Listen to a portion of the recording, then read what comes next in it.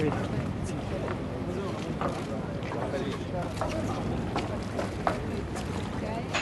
you so much, everybody, for this opportunity. For me, it's particularly interesting. The first meeting of Italian presidency is a meeting of listening.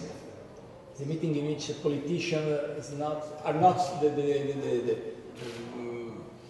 the speaker, the official speaker, the prepared, very traditional way of approach in the official meetings. For me, it's absolutely important, first of all, listen. Also because we have a very, very strategic meeting in October about innovation, technology, and ICT, and so we must prepare this appointment with a few times and a few occasions of meeting, of listening, of debates, and also of ideas, because I think in this moment ideas will save Europe, not limitations. The role of Europe around the world is not a role of association of limitations. It's a space of freedom. Europe will be useful around the world if we make civic this globalization. We are really committed to make more beautiful the globalization. This is the space for you of Europe. If we speak only about limitations and only about bureaucratic discussion, only about papers with the different point from the single governments, we lost the opportunity. And my personal opinion is that we are really good guys and lucky guys only because we have an opportunity. To have an opportunity today is not easy, but this is our commitment, our challenge. For this reason, thank you, Vice President Kroes, for your presence, for your leadership, for your vision, for your speech.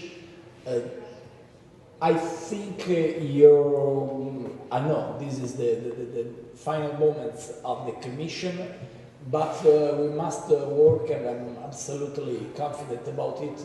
We can work in the next weeks and the next months with the same determination together, because this is the time. And so, while we decide the future of Commission, I think it's absolutely important to continue with your role and your Commission. And thank you so much, Mr. Rifkin.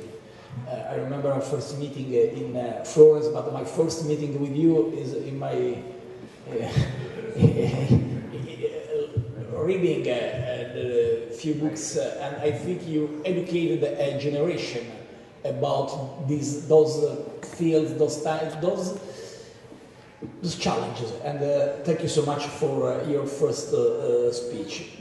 Let me use just some consideration about this place, this building, Arsenale in Venice.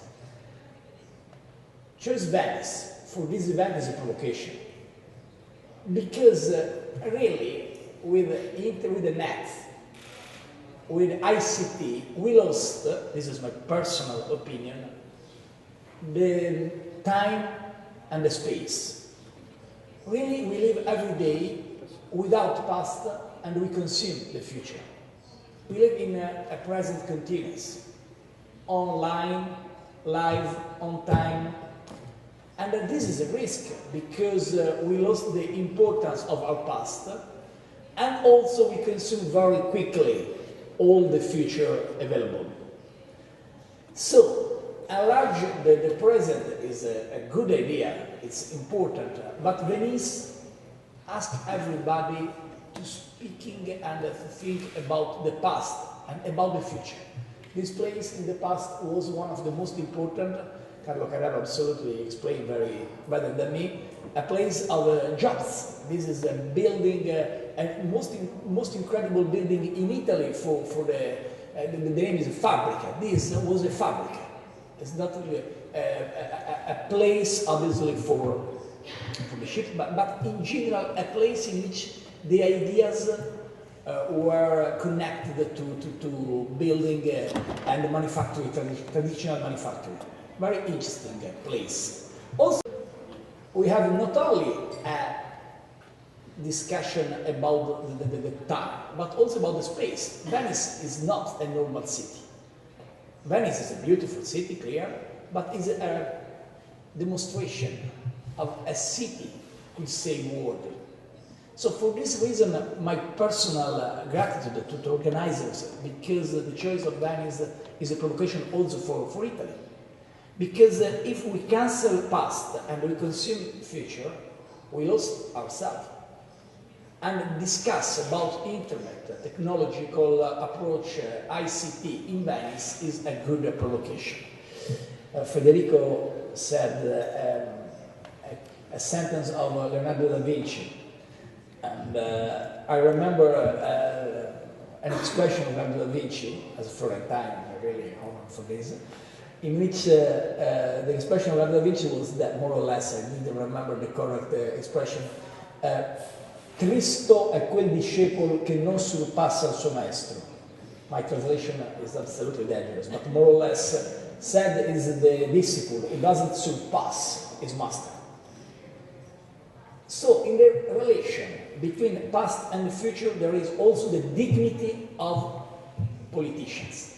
And for this reason, the first consideration is that my challenge, our challenge as Italian government, as Italian presidents, is speaking about information communication technology not with you, not only with you, not only with the technical experts, because the risk for politicians is exactly that.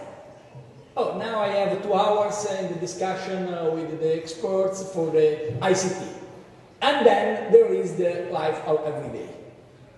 Now the world is changing.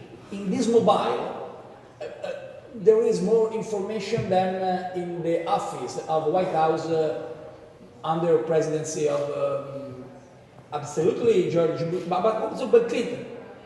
In the 90s, the president of the United States doesn't have the same information of a mobile, a smartphone today. And so, if the world is changing, our challenge is create a place of discussion with citizens to show really concretely the possibility of change with innovation and with ICT. Not only a discussion between experts. If this is true, second point, Italy now is simply the leader for 6 months in the institutions in Europe. It's an important responsibility, we are absolutely proud, but let me be very frank, it's not strategic positions for the next 20 years. The ambition of Italy is absolutely higher, it's more important than that. Our ambition is become the leader, not in Europe of the institution, but Europe of the people. Because Italy could be leader. And this is the ambition of my government. I'm absolutely sure about in the next 20 years, if Italy changes itself, Italy will be leader. But I'm absolutely sure the problem of Italy is Italy. I know there are here a few friends and a few managers who work outside Italy and inside Italy. We spoke in the past about the possibility, the expectations, and also the risks for our country. Now the time is for Italy, in Italy. So, first of all, the change of our country is our priority. I read yesterday an article of the Wall Street Journal, very correct. We must absolutely change ourselves if we try to change Europe. But, and this is the point, I think we combine together this strategy. And for this reason, let me say just a few examples. In the next 1,000 days, from September 1st, 2014, to May 28, 2017, we present a business plan for Italy. A business plan with the countdown in website, 1000, 1999, 1998, with the list of reforms from constitutional reform. In this moment, the Commission of Senate discussed about a change of Senate, a reduction of powers for Senate. I know, maybe for you it's normal. For a politician in Italy, this is a revolution. We cut 3,000 jobs in political work. We must reduce the number of politicians, and we must absolutely improve the number of startups, obviously, but in general of jobs, because this is our first problem. And it's possible to change Italy if in the next 1,000 days we use technology to change approach in the traditional problems of our country. For example, civil justice. Now we start with the process in the net. The telematic process for civil justice have two goals. First of all, reduce the number of process blocked, 5 million process in Italy, civil process, and give the same time of France, Germany, UK, in the timing for the process. Today in Italy is 1,000 days, more or less, 50 days. In Germany is 300 days. So the reduction is possible. This is my public office for the future. Because it's impossible to spend 30 minutes to print a document for my identity.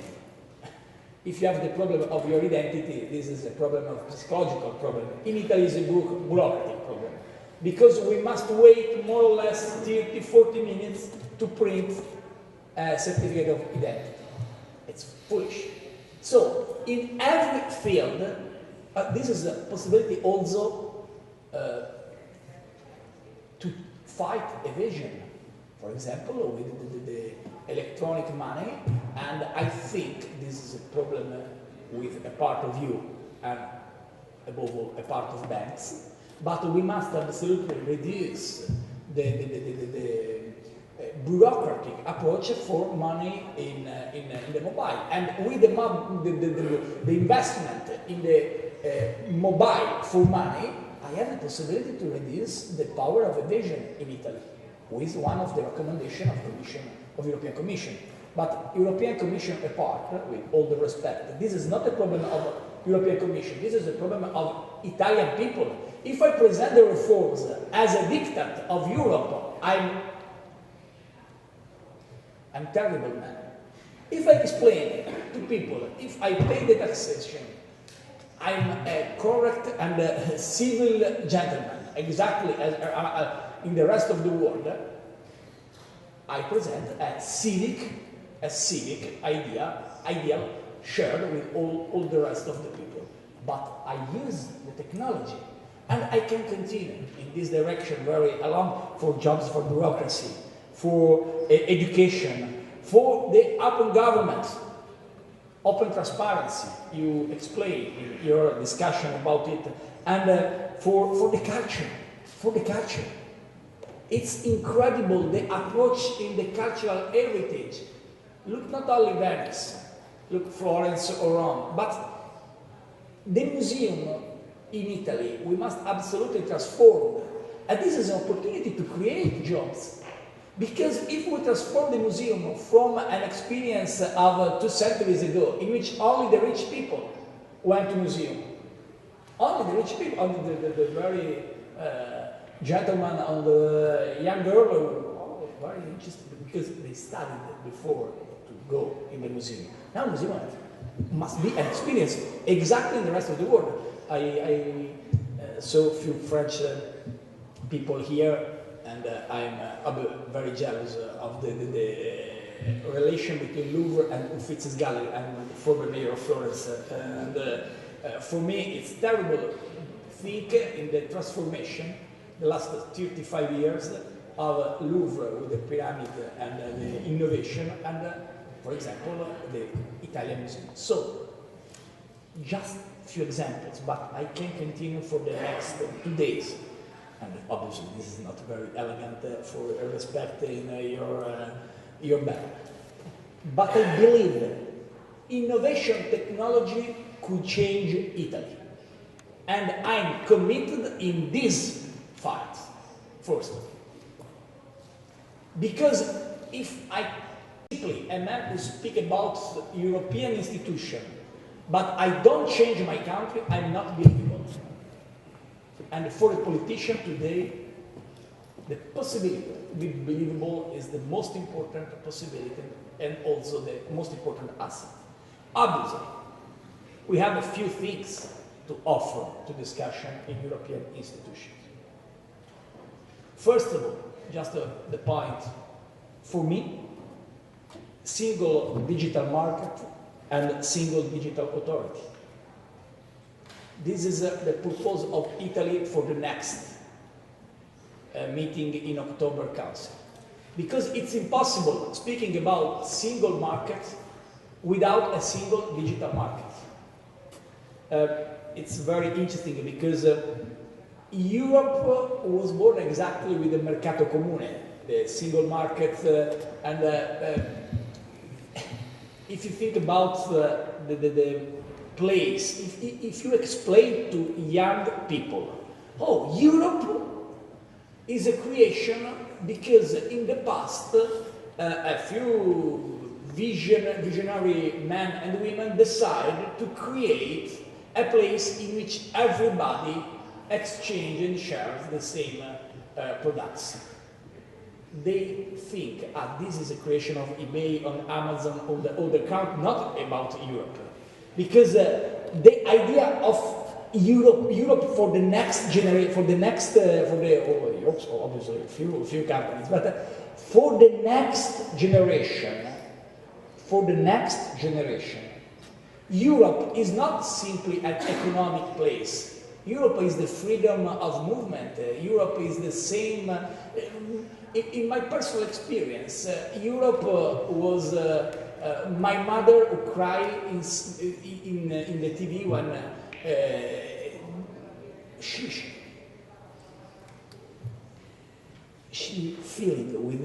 felt the Berlin walls destroyed by the people. For me, for my mother, Europe is exactly this moment. For my son, Europe is Champions League and normal life of every day. Even with my children, I spoke about Germany. In the past, they were to Germany. My children look at me. Dad, you're crazy. No, in the past, the time of change is absolutely interesting and incredible. But now is the moment of a single digital market and a single digital authority. This is the purpose of Italy for the next council. Second, I'm not interested about the discussion between flexibility and austerity, because this is a derby of ideological approach. But let me say, and this will be our proposal in October in the Council, every single euro invested on digital infrastructure must out of the box, must out of the limitation. Because if I invest in a digital infrastructure, I invest in the future. This is not a cost. This is a piece of future. And it's impossible to get out from crisis simply with the discussion, simply with documents. Third, Vittorio said very clearly about the cybersecurity. So this is a problem today. This is a problem today for everybody, for every company. I agree with the idea of Vittorio about the cooperation between private companies and public government.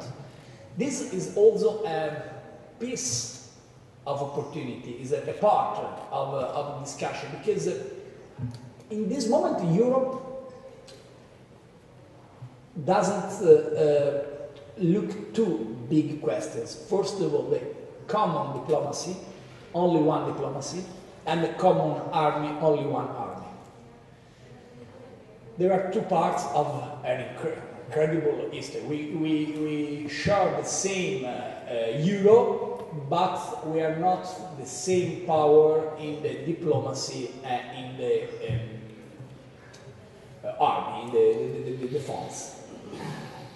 I think it's impossible in the next months arrive at a very good, obviously, result. But we can invest in this direction. For example, the School of Diplomacy, in which every man and woman who decide for themselves to invest in a career could study together. This is a project not only in Fiesole and Bruges. So I think we can use the cybersecurity not only a priority because objectively this is a priority, but also as an opportunity to try to work together in this field, with a strategic field, exactly as an economical field. Fourth and last, open government and open data and transparency. Europe decided to invest in a democratic process. I don't know if the choice was a good choice in this timeline or not. I'm very support for an Europe of people, and so for this reason I agree. But you know, last election, May 25th,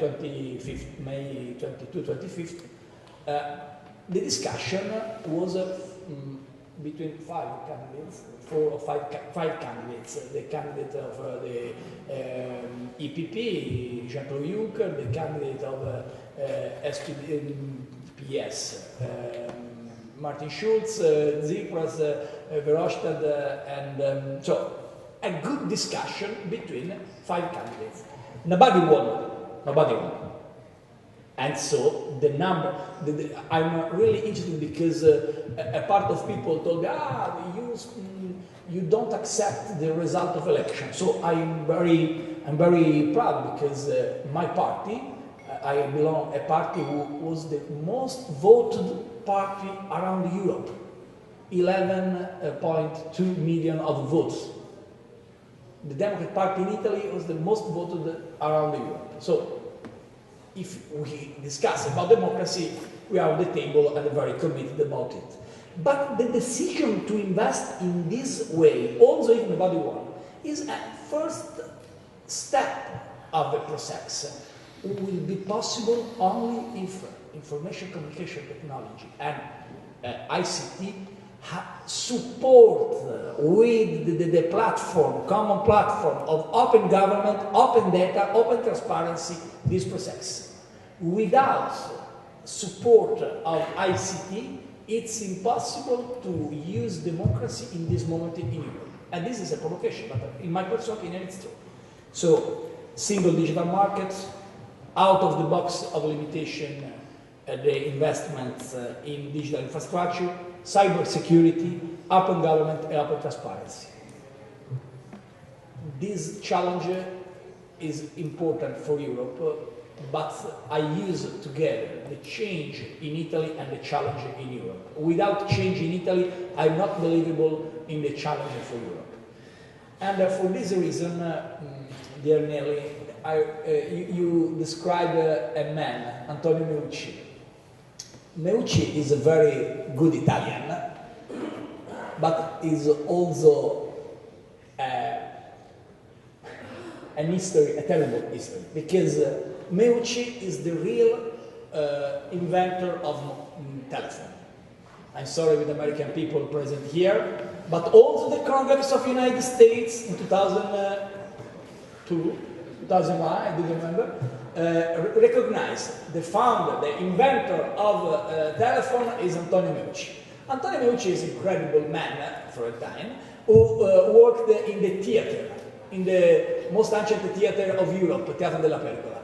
And he was a worker, so invented the telephone to speaking about in the theater.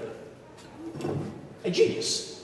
So, for few reasons, he left Italy, and he wasn't able to use the copyright license, come si dice brevetto, license in 71, 73, I didn't remember exactly. So Graham Bell arrived, and in the history, he was the founder and the inventor of telephone.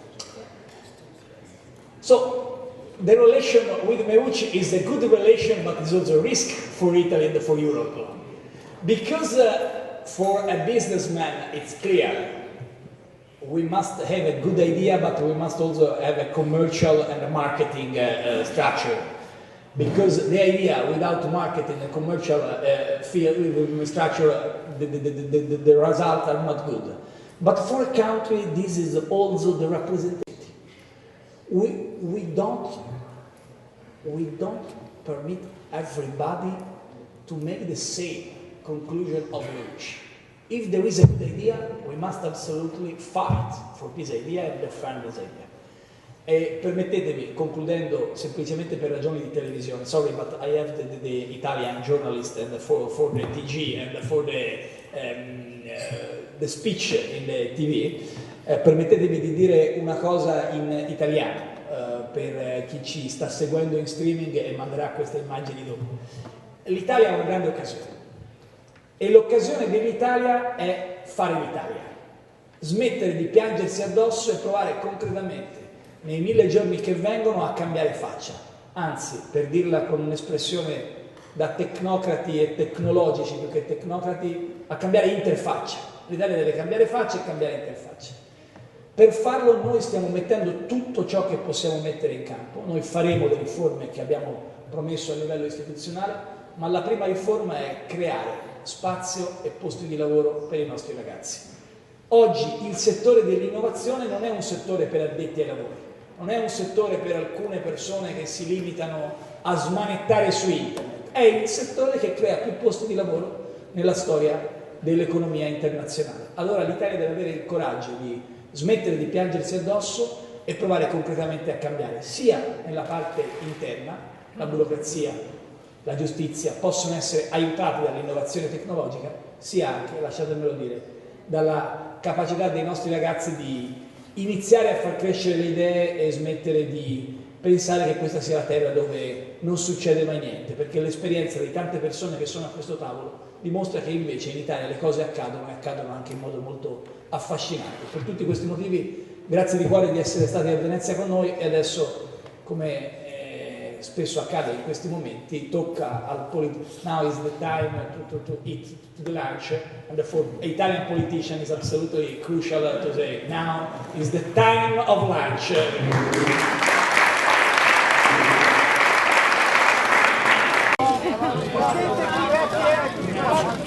Vai, una domanda al volo, una question. Piano. Allora, va bene, credo che sia più opportuno che allora facciamo una rapida sintesi su come sono andati i lavori, poi vi rispondo a una domanda. Rispetto alla questione del lavoro è stato molto importante perché Venezia oggi abbia ospitato il summit che dà l'inizio al semestre europeo sull'innovazione applicata alla vita di tutti i giorni, che vuol dire una burocrazia più leggera, che vuol dire una giustizia più rapida, che vuol dire una democrazia più trasparente, che vuol dire più posti di lavoro. Se vogliamo creare posti di lavoro dobbiamo investire in innovazione. Questo è l'oggetto della discussione con la vicepresidente della commissione e con tanti amministratori delegati. Ed è importante che sia stato fatto a Venezia, nell'Arsenale, che era la fabbrica, il cantiere più grande d'Italia e che quindi era un luogo nel quale si creavano posti di lavoro. Oggi è un luogo di bellezza e di rapporto tra passato e futuro. Rispetto alle questioni veneziane sapete qual è la nostra posizione, ho fatto al commissario gli auguri di buon lavoro, lo attende un impegno significativo per i prossimi mesi per sistemare le vicende della città di Venezia in attesa delle elezioni e credo che con l'aiuto di tutti farà sicuramente un ottimo lavoro.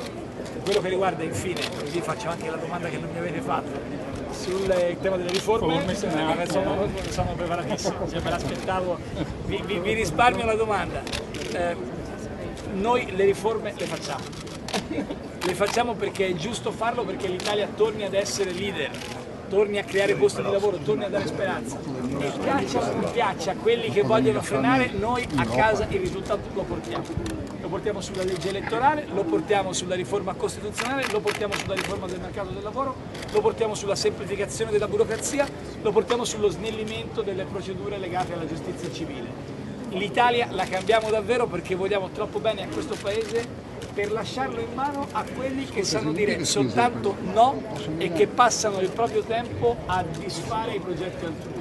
Andiamo avanti con l'aiuto e l'impegno di tutti e questo Paese tornerà a creare speranza e a creare posti di lavoro. Arrivederci. Neelie Kroes is the Vice President of the European Commission.